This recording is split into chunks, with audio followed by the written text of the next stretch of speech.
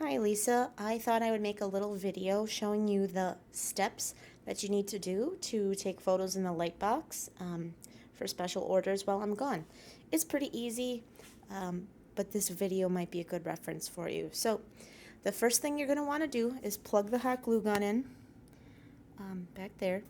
Because the hot glue gun does take a little bit to heat up, kind of common sense there.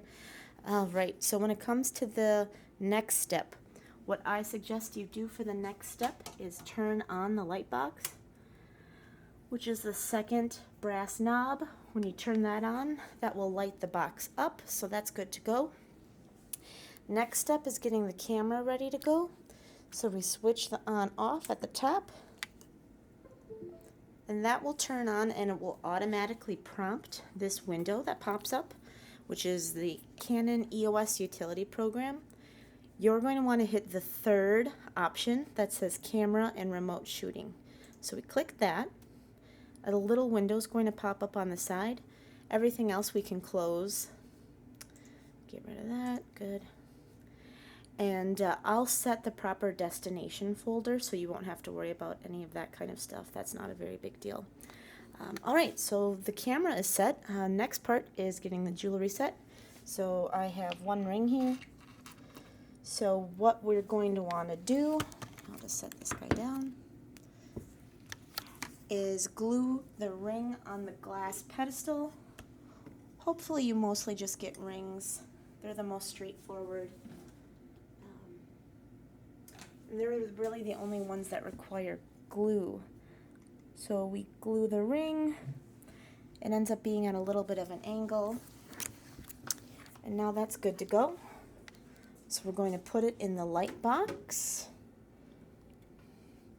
Let me see so you can see it. It's in there at the correct angle. If you don't get the right angle, it's fine. I can fix that in Photoshop. Okay, so next step is actually taking the photo. So what's really important, really important, especially because I'll be gone, is making sure the first picture you take has the actual bag in the image, the slate. That's really important so I know what any of this is. So you've probably done this part before, so I'm going to set the camera down real quick. But you're going to take a picture of the bag next to the piece of jewelry so I can see the number and the item in the same frame.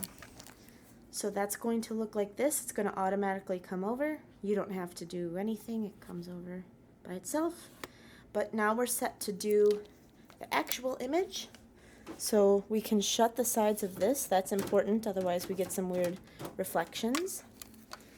And now we're actually going to take the actual image. Oh, it's important that you see these settings back here. You shouldn't have to change them.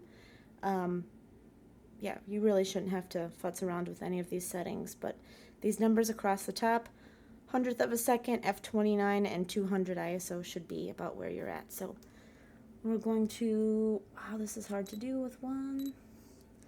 That little chirping sound you hear makes sure that it's in focus. That is really important that you hear that because we want the ring in focus. So we take the picture, soft flash, and it's going to show up over there in just a second. That picture is actually not great because the ring is a little out of focus. The shank is what I got in focus, but I want the head. So let me try to do that again. It's just hard to hold two cameras. So that should be better. And yeah, that's a lot better. You can see it's all in focus. That gives me plenty of opportunity to fix it up in Photoshop and still have it look good.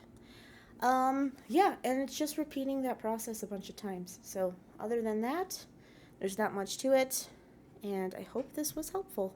Bye.